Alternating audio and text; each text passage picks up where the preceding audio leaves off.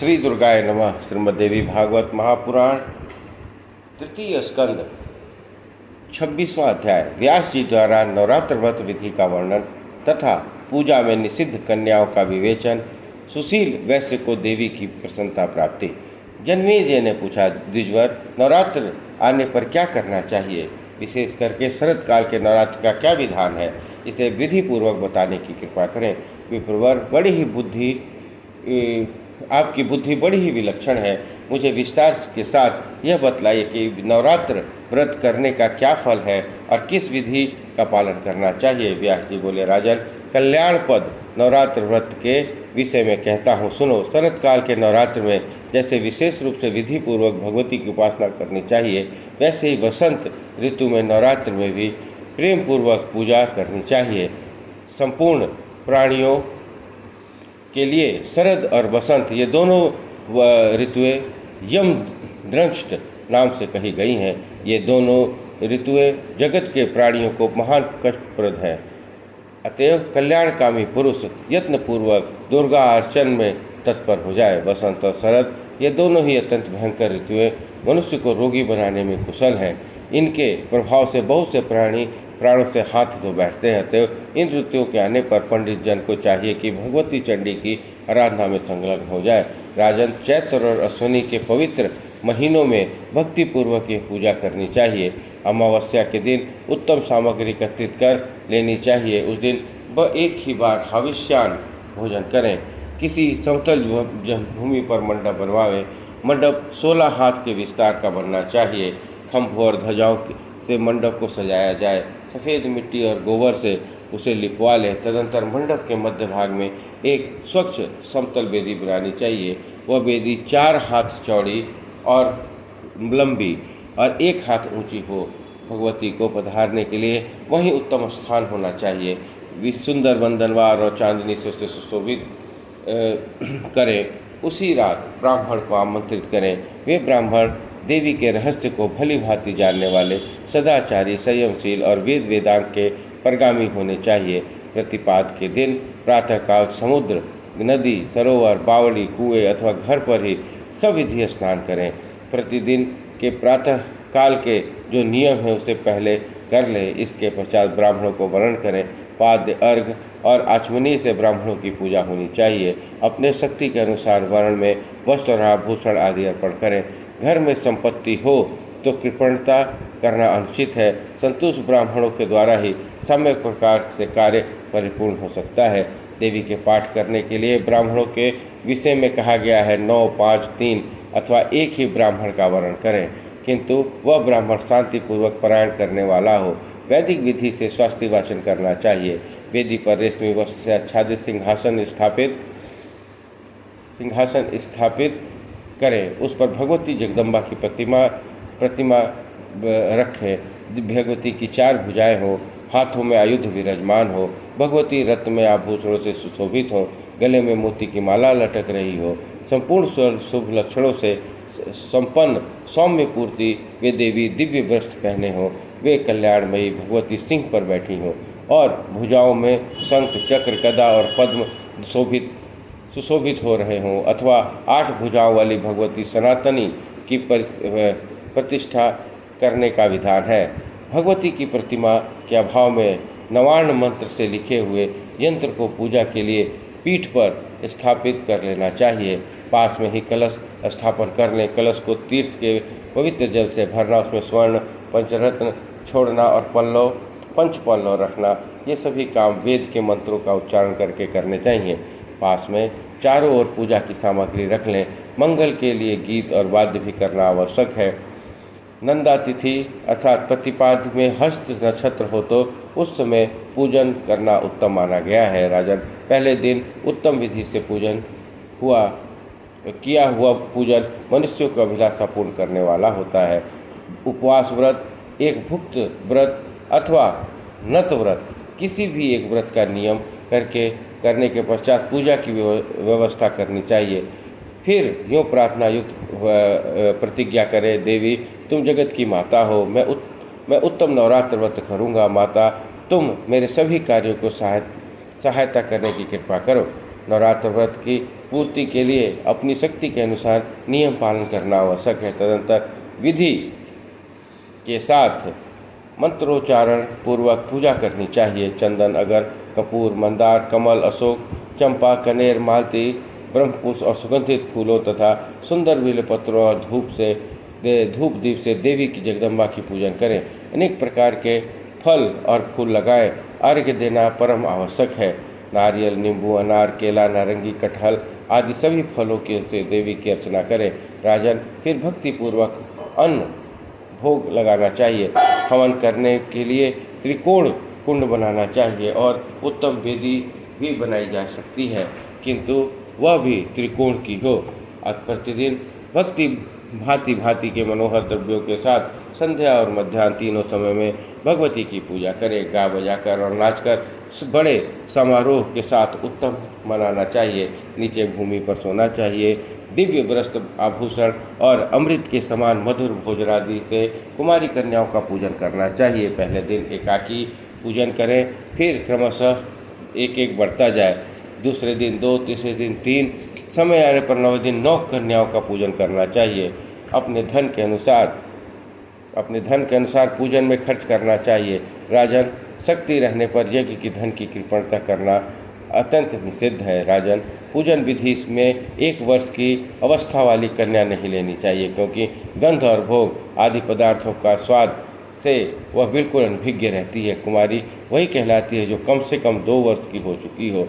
3 वर्ष की कन्या को त्रिमूर्ति, 4 वर्ष की कन्या को कल्याणी कहते हैं, 5 वर्ष की रोहिणी, 6 वर्ष वाली को कलिका, 7 वर्ष वाली को चंडिका, 8 वाली को सांभवी, 9 वर्ष वाली को दुर्गा और 10 वर्ष वाली को सुभद्रा कहा जाता है। उनके ऊपर की अवस्था वाली कन्या पूजा नहीं करना चाहिए। वह सभी कार्यों में निग्न मानी जाती है। उन्हीं नामों से विधिपूर्वक पूजा करें। उन 9 कन्याओं के पूजन का फल भी बतलाया गया है। दुख और दरिद्र के शमन के लिए कुमारी की पूजा करनी चाहिए। इस पूजन से शत्रु का दमन और धन, आयु और बल की वृद्धि होती है। भगवती त्रिमूर्ति की पूजा से त्रिवर्ग अर्थात धर्म, अर्थ और काम की सिद्धि मिलती है। साथ ही धन धान्य का आगमन और पुत्र पौत्रों की संवर्धन भी होता है। जिस राजा को विद्या, विजय, राज्य एवं सुख पाने की अभिलाषा, वो संपूर्ण कामना कर पूर्ण करने वाली भगवती कल्याणी की निरंतर पूजा करें। शत्रु का शमन करने के लिए भगवती कलिका की भक्तिपूर्वक आराधना करनी चाहिए। भगवती चंडिका की पूजा से ऐश्वर्य एवं धन की प्राप्ति होती है। राजन, किसी को मोहित करके दुख दरिद्र को हटाने और संग्राम में विजय पाने के लिए भगवती सांभवी की सदा पूजा करनी चाहिए। किसी कठिन कार्य को सिद्ध करते समय अथवा यदि दुष्ट शत्रु का संहार करना हो तो भगवती दुर्गा की पूजा करनी चाहिए। इनकी भक्तिपूर्वक पूजा करने से परलौकिक सुख की भी शुभ हो जाता है। मनोरथ की सफलता के लिए भगवती सुभद्रा की उपासना करनी चाहिए। मानव रोगनाश के लिए रोहिणी की पूजा करनी चाहिए। भक्ति भाव से संपन्न होकर श्री रस्तु अथवा श्रीयुक्त मंत्र अथवा बीज मंत्र के द्वारा करने का विधान है। मंत्र इस प्रकार है, जो स्कंद के तत्वों और ब्रह्मादि देवताओं की लीलापूर्वक रचना करती है, उन कुमारी देवी की मैं पूजन करता हूँ। जो सत्य आदि तीनों गुणों से 3 रूप धारण करती है, उनके अनेकों रूप हैं, जो तीनों कालों में व्याप्त है, उन भगवती त्रिमूर्ति की मैं पूजा करता हूँ। निरंतर सुपूजित होने पर भक्तों को कल्याण करना जिनका स्वभाव ही है, उन संपूर्ण मनोरथों को देने वाली भगवती कल्याणी की मैं पूजा करता हूँ। जो संपूर्ण प्राणियों से संचित बीजों का हरण रोपण करती हैं, उन भगवती रोहिणी को मैं उपासना करता हूँ। कल्प के अंत में चराचर सहित अखिल ब्रह्मांड को जो अपने में विलीन कर लेती है, उन भगवती कालिका की मैं पूजा करता हूँ, जिनका रूप अत्यंत प्रकाशमान है, जो चंड और मुंड का संहार करने वाली है तथा जिनकी कृपा से घोर पाप तत्काल नष्ट हो जाता है, उन भगवती चंडिका की मैं पूजा करता हूँ। वेद जिनके स्वरूप हैं, वे ही वेद जिनके प्राकट्य के विषय के कारण का अभाव बतलाते हैं तथा सबको सुखी बनाना जिनका स्वाभाविक गुण है, उन भगवती सांभवी की मैं पूजा करता हूँ। जो सबको सुखी बनाना जिनका स्वाभाविक गुण है, उन भगवती सांभवी की मैं पूजा करता हूँ। जो भक्त सदा संकट जो भक्त को सदा संकट से बचाती हैं, दुख दूर करने में जिनका मनोरंजन होता है तथा देवता लोग भी जिन्हें जानने में असमर्थ हैं, उन भगवती दुर्गा की मैं पूजा करता हूँ, जो सुपूजित होने पर भक्तों का कल्याण करने में सदा संलग्न रहती हैं। उन अशुभ विनाशिनी भगवती सुभद्रा की मैं पूजा करता हूँ। पंडित जन इन्हीं मंत्रों से कन्याओं की पूजा करें। वस्त्र, आभूषण, माला और चंदन आदि श्रेष्ठ वस्तुओं से पूजन करना चाहिए। व्यास जी कहते हैं, जिनके शरीर में किसी अंग की कमी हो, जिनके अंग में कभी छिद्र हो, अंग में छिद्र हो तथा जो दुर्गंध युक्त और नीच कुल में उत्पन्न हुई हो, ऐसी कन्याओं को पूजा में नहीं लेना चाहिए। जन्म से अंधी, तिरछी नज़र वाली, ताकने वाली, कानी, कुरूपा, बहुत रोम वाली, रोगिणी और रजस्वला कन्या को पूजा का परित्याग कर देना चाहिए। जो अत्यंत दुर्बल हों, जिनकी 1 वर्ष के भीतर उत्पत्ति हुई हो, विधवा स्त्री से जिसका जन्म हुआ हो और विवाह से पहले ही माता जिसे जन्म दे चुकी हो, ऐसी कन्याओं को संपूर्ण पूजाओं से त्याग करना चाहिए। इस प्रकार रोग से रहित, श्रेष्ठ रूप वाली, सुंदरी, छिद्र रहित तथा अपनी माता और पिता से उत्पन्न कन्या को साम्यक प्रकार से पूजन करना चाहिए। सभी कार्यों की सिद्धि के लिए ब्राह्मण की कन्या, युद्ध में विजय पाने वाले क्षत्रिय की कन्या, व्यापार के लाभ के लिए वैश्य अथवा शूद्र की कन्या का पूजन करना चाहिए, ऐसी मान्यता है। ब्राह्मण और क्षत्रिय ब्राह्मण की कन्या की पूजन करें। वैश्य के लिए ब्राह्मण और क्षत्रिय ब्राह्मण की कन्या के पूजन करें। वैश्य के लिए ब्राह्मण, क्षत्रिय और वैश्य की इन तीनों वर्णों की कन्या के पूजन का विधान है। शूद्र के लिए चारों वर्णों की कन्या पूजनीय है। शिल्प कर्म करने वाले मनुष्य यथा योग्य अपने अपने वंश की कन्याओं का पूजन करें। नवरात्र विधि से भक्ति पूर्वक निरंतर पूजा करनी चाहिए। यदि नवरात्र में प्रतिदिन पूजा करने के लिए असमर्थ हो तो अष्टमी के दिन विशेष रूप से पूजन करना परम आवश्यक है। प्राचीन काल की बात है, दक्ष के यज्ञ को विध्वंस करने वाली भगवती भद्रकाली का अवतार अष्टमी को हुआ था। उनकी आकृति बड़ी भयंकर थी। उनके साथ करोड़ों योगिनियाँ थीं। अतएव भांति भांति के उपहारों, गंध और मालाओं द्वारा अष्टमी को विशेष विधान के साथ भगवती का निरंतर पूजा करनी चाहिए। उस दिन हविष्य, हवन, ब्राह्मण भोज, फल, पुष्प का आहार, उपहार आदि कार्यों से भगवती जगदम्बा को प्रसन्न करें। राजन, यदि पूरे नवरात्र में उपवास व्रत न कर सकता हो तो 3 दिन उपवास करने पर भी मनुष्य को यथायोग्य फल का अधिकारी हो जाता है, ऐसा कथन है। सप्तमी, अष्टमी, नवमी ये 3 रातों में उपवास करके देवी का पूजन करने से सभी फल प्राप्त हो जाते हैं। देवी पूजन, हवन, कुमारी पूजन और ब्राह्मण भोजन, ये इन 4 कार्यों की संपन्न होने से संगोपांग नवरात्र व्रत पूरा होता है। ऐसी युक्ति है, जगत में अन्य जितने व्रत और विविध प्रकार के दान हैं, वे इस नवरात्रि व्रत की तुलना में कदापि नहीं कर सकते, क्योंकि यह व्रत धन और धान्य प्रदान करने वाला, सुख और संतान बढ़ाने वाला, आयु को आरोग्य वर्धन तथा सुख और मोक्ष तक देने में समर्थ है। अतएव जिसे विद्या, धन, पुत्र पाने की इच्छा हो, वो मनुष्य इस सौभाग्यदायी मंगलमय व्रत का विधिवत अनुष्ठान करे। विद्या की अभिलाषा रखने वाले पुरुष को इस व्रत के प्रभाव से संपूर्ण विद्याएं सुलभ हो जाती हैं। जिनका राज्य छिन गया हो, ऐसे नरेश पुनः गद्दी पर बैठने की क्षमता इस व्रत में है। यह सर्वथा सत्य है। जिसमें पूर्व जन्म में इस प्रकार का नवरात्र व्रत का पालन नहीं किया, वे ही दूसरे जन्म में रोगी, दरिद्र और संतानहीन होते हैं।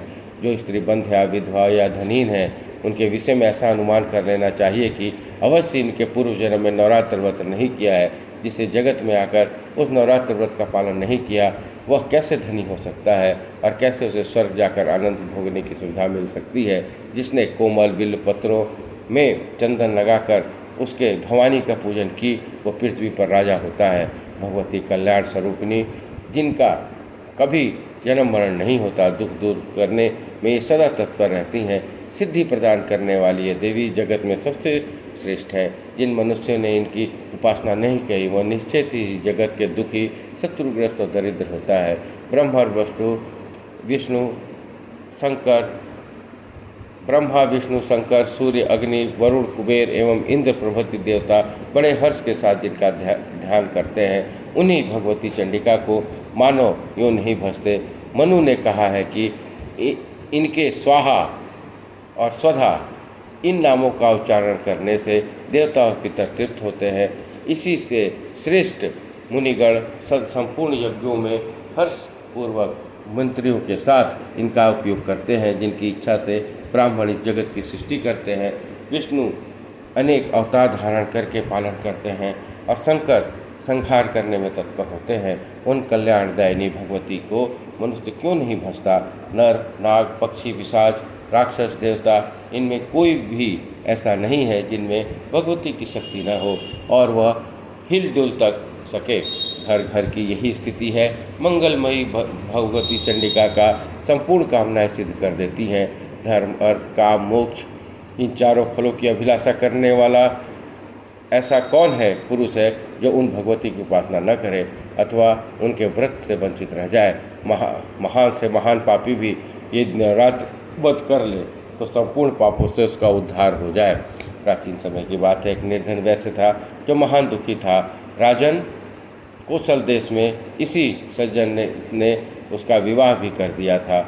उसके बहुत से बाल बच्चे हो गए, पर उसकी सुधा अभी शांत नहीं हुई थी। उसके लड़के सायंकाल में किसी प्रकार कुछ भोजन पाते थे। वैश्य भी कुछ खा लेता था। भूख रहते हुए वह सर्वदा दूसरे के कार्य में तत्पर रहता था। वह बड़ी कठिनाइयों से कुसुम का भरण पोषण करता था।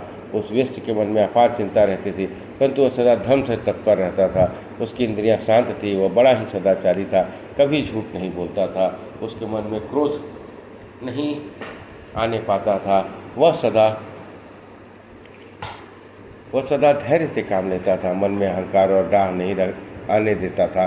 देवताओं, पितरों और अतिथियों का पूजन करने के पश्चात अपने अतिथिजनों, आश्रित जनों को खिलाकर वह स्वयं भोजन करता था। वह उस वैश्य के प्रतिदिन नियम था। यूँ उसका समय व्यतीत हो रहा था। उत्तम गुणों के कारण उसका नाम भी सुशील रख दिया गया था।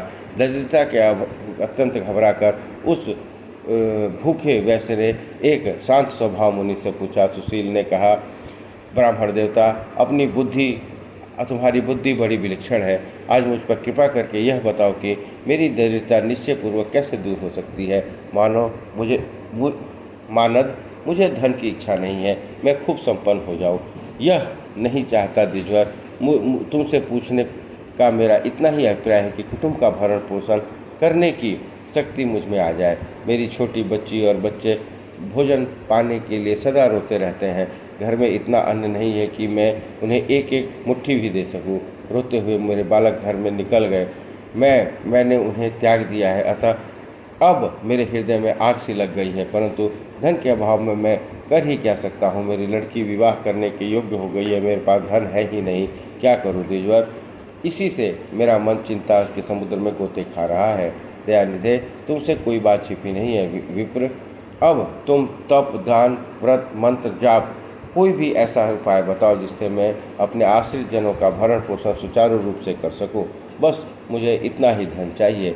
अधिक धन के लिए मैं प्रार्थना नहीं करता। महाभाग, तुम्हारी कृपा से अब मेरा परिवार सुखी हो जाए। इदर्थ सोचकर कोई उपाय बतलाओ। व्यास जी कहते हैं, राजेंद्र, इस प्रकार सुशील वैश्य के पूछने पर उत्तम व्रत का पालन करने वाले उस ब्राह्मण को बड़ी प्रसन्नता हुई। उसने वैश्य से कहा, वैश्यवर, तुम अब श्रेष्ठ नवरात्र व्रत करो। इसमें भगवती जगदम्बा की पूजा, हवन, ब्राह्मण भोज कराना होगा। वेद का पारायण, भगवती के मंत्र का जप और होमादि सभी कार्य होंगे, किंतु उस समय तुम अपनी शक्ति के अनुसार करो। तुम्हारा कार्य अवश्य सिद्ध होगा। वैसे जगत में इससे बढ़कर कोई दूसरा व्रत नहीं है। इस पर परम पावन सुखदायी व्रत को नवरात्र व्रत कहते हैं। इस व्रत में सदा पालन करने से ज्ञान और मोक्ष तक सुलभ हो जाते हैं। सुख और संतान की वृद्धि होती है और शत्रु के पैर नहीं टिक सकते। भगवान राम राज्य से च्युत हो गए थे। उन्हें सीता का वियोग हो गया था। उस समय किष्किंधा में उन्होंने यह व्रत किया था। उस अवसर पर सीता के विग्रह से भगवान राम अत्यंत संतप्त हो गए थे। उन्होंने नवरात्र व्रत करके भगवती जगदम्बा का विधिवत उपासना की। तब उन्हें जनक नंदिनी सीता प्राप्त हुई। उन्होंने विशाल समुद्र पर पुल बांधा। महाबली रावण और कुंभकर्ण मारे गए। रावण कुमार मेघनाथ का जीवन लीला समाप्त हो गई। विभीषण को उन्होंने लंका का राजा बनाया। इसके पश्चात अयोध्या में आकर निष्कंटक राज्य भोगा। वैश्यवर, अमित तेजस्वी भगवान राम को धरातल पर इस प्रकार की सुख सुविधा इस नवरात्र व्रत के प्रभाव से सुलभ हुई थी।